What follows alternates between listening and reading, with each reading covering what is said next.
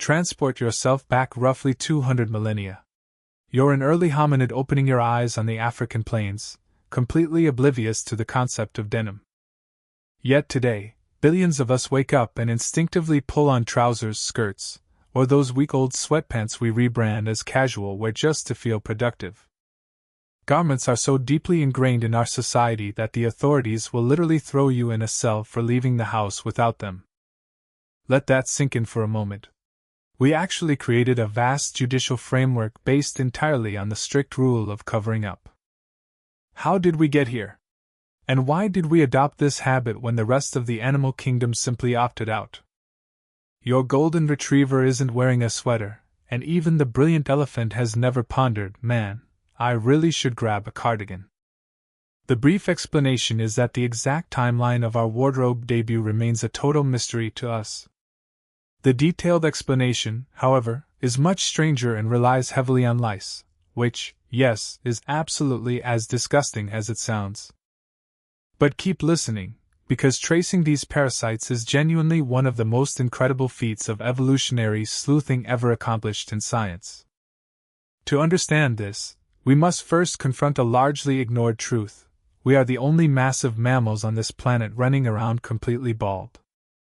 Seriously, look at our zoological peers. Chimps, grizzly bears, horses, and big cats all strut around in glorious, thick pelts. Meanwhile, we exist in this diverse ecosystem as awkward, bare creatures whose evolutionary vibe screams, I had a coat once, but I chose a different path. Researchers suggest we dropped our hairy coats primarily to efficiently control our body heat.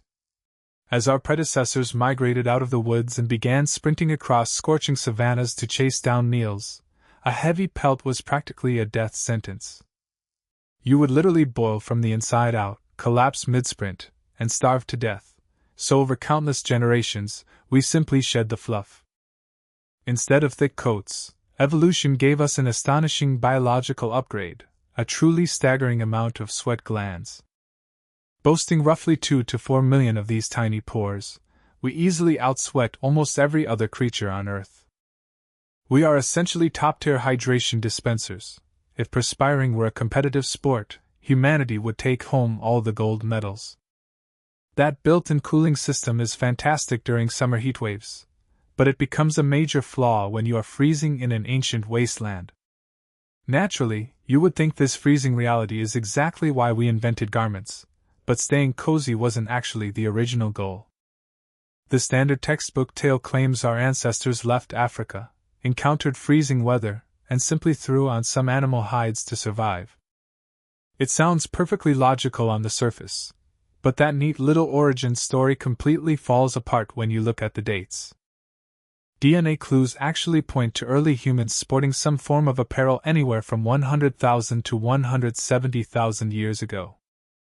However, massive human migrations out of the warm African continent didn't even kick off until roughly 70,000 years ago.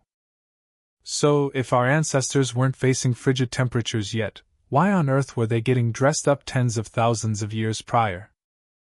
The true catalyst was likely something entirely social, deeply connected to human psychology rather than just a shield against the chilly breeze.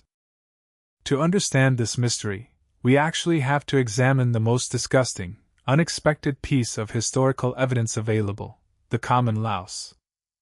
Biologists at a Florida university spent countless hours staring through microscopes to meticulously chart the family tree of these tiny parasites. They noted a critical biological split.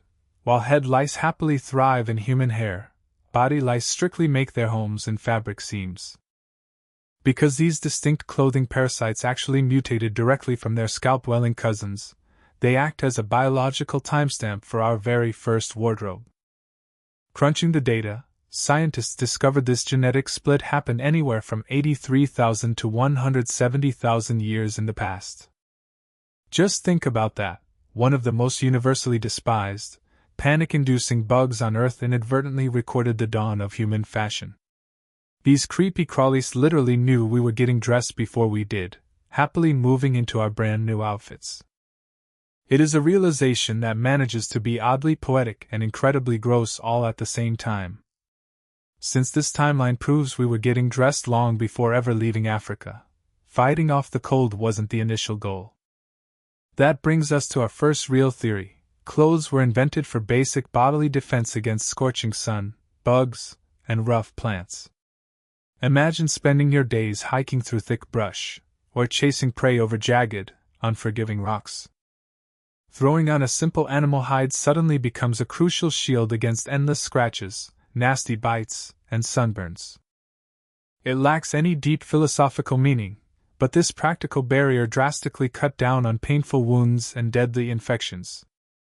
In many cases throughout history, the most mundane explanation turns out to be exactly the right one. But the second theory takes things in a much more fascinating direction, focusing entirely on social signaling. As a species, we are hopelessly obsessed with hierarchy, constantly broadcasting our place in the world to everyone around us. We instinctively want others to know our tribe, our rank, and whether they should fear, respect, or desire us. We project these messages through our posture, the tone of our voices, and the way we style our hair. And long before fabric, we used our bodies as canvases, decorating ourselves with ochre pigments roughly 200 millennia ago. We were literally painting our skin long before we ever thought about putting on a shirt. Moving from body art to throwing on a specific animal pelt really wasn't a massive mental leap for our ancestors. But once they started wearing those furs, entirely new questions arose about meaning and prestige. Does this pelt belong to a fierce predator? Does it prove my hunting skills to the tribe? Welcome to the dawn of the fashion world, where early humans on the African savanna bickered over who deserved the leopard coat. Still, early prehistoric garments were probably incredibly crude, just a raw hide slung clumsily over the shoulders. Fastened with rough cords of sinew and hacked away with stone blades, they were essentially ancient trash bags, functional, but ugly. Everything shifted dramatically around 50 millennia ago when archaeologists noticed a groundbreaking invention in the dirt: bone needles. These weren't just crude spikes for punching holes, but refined tools featuring tiny, deliberately carved eyes. They were crafted specifically to thread fibers, allowing humans to stitch pieces together with remarkable precision and create tailored garments.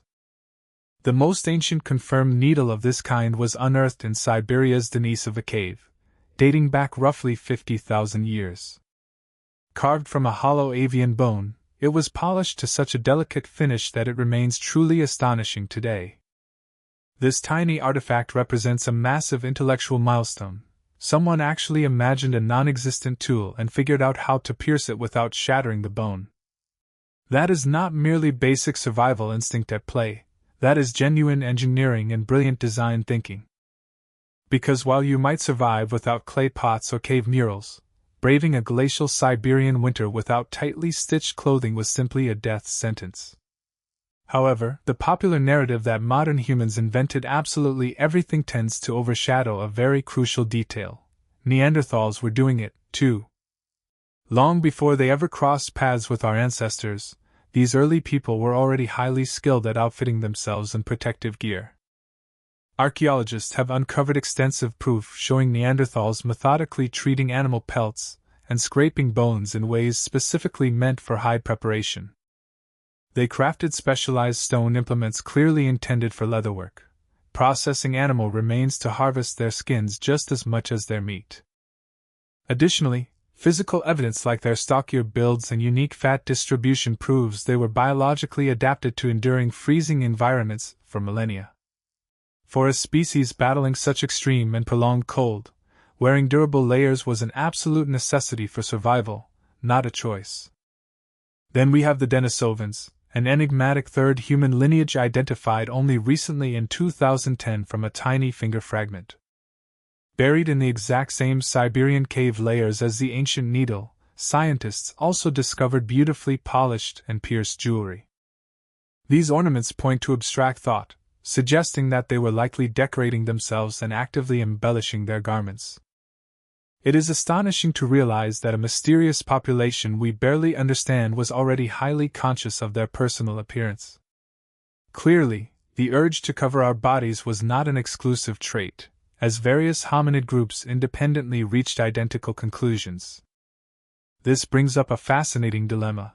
Is getting dressed strictly a human behavior, or just a logical step for any intelligent primate?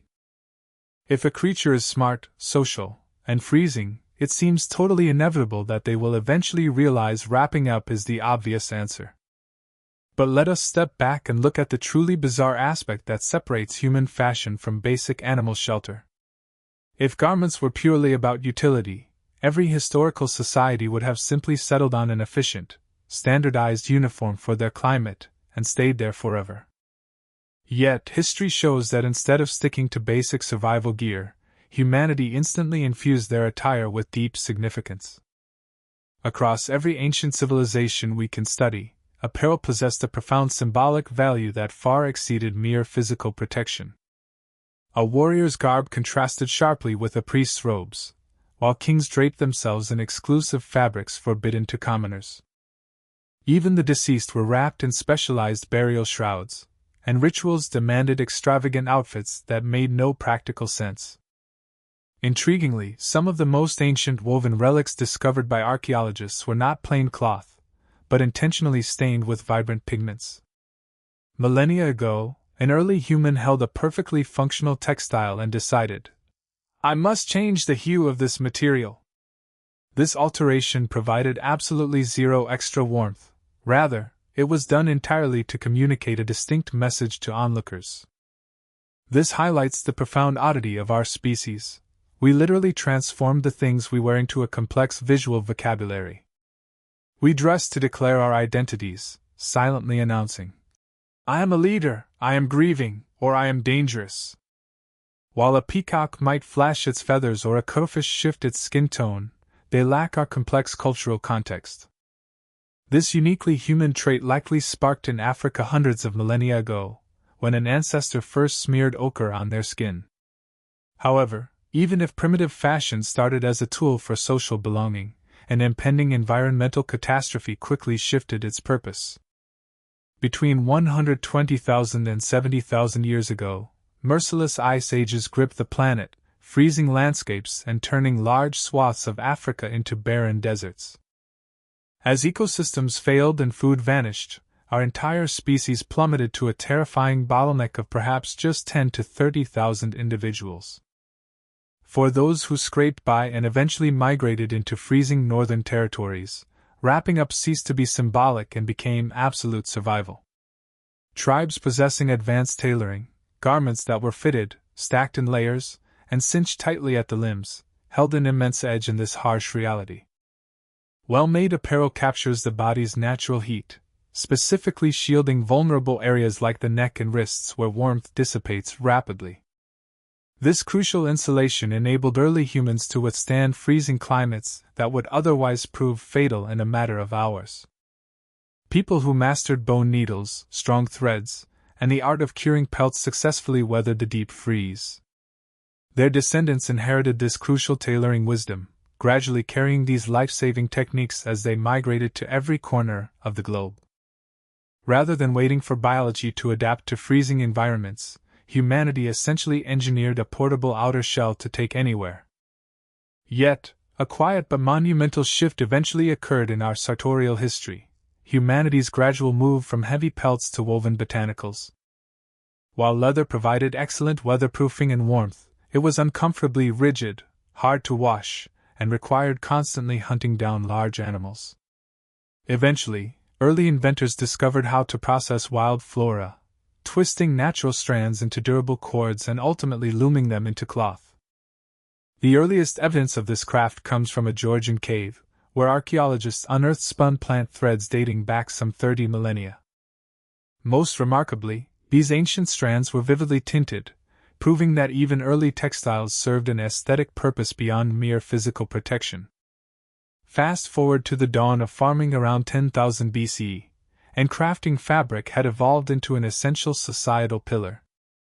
From early linen fields and sheared sheep to the eventual mastery of cotton, diverse communities globally pioneered their own unique materials. This explosion of fabrics birthed an entirely new concept: a specialized closet where attire could be swapped out depending on the occasion. With different garments designated for varying seasons, spiritual ceremonies, or societal ranks, fashion reclaimed its role as a complex visual language. Long before factories mechanized production, the handcrafted textile trade emerged as an unstoppable economic juggernaut of the ancient era.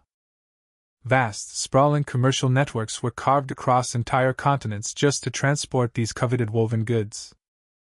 The immense wealth generated by fabrics funded sprawling empires, and bloody conflicts erupted simply to control the precious raw materials. The sheer allure of silk was so powerful that it literally redrew the political maps of half the globe.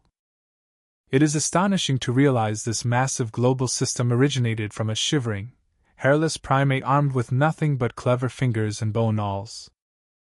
So why did early humanity bother covering up in the first place? The truth is a messy blend of biology, shifting climates, and cultural complexity. What likely began as a basic shield against harsh sun, sharp thorns, and biting insects quickly transformed into a loud social broadcast. As global temperatures plummeted and ancient migrations kicked off, these rudimentary covers became a critical technology for keeping our ancestors alive. While societies blossomed, this basic survival tool simultaneously morphed into a wearable art form, a booming industry, and a pillar of identity. You are participating in that exact same legacy at this very moment, making both deliberate and subconscious choices about your daily attire. Every piece you wear broadcasts your current mood, your social tribes, and the exact personal image you wish to project to the world today. You are doing exactly what our ancestors did while draping themselves in ochre-dyed skins around an ancient African campfire. Spanning over 150 millennia, the unbroken thread tying you to those early pioneers is simply that you put clothes on this morning.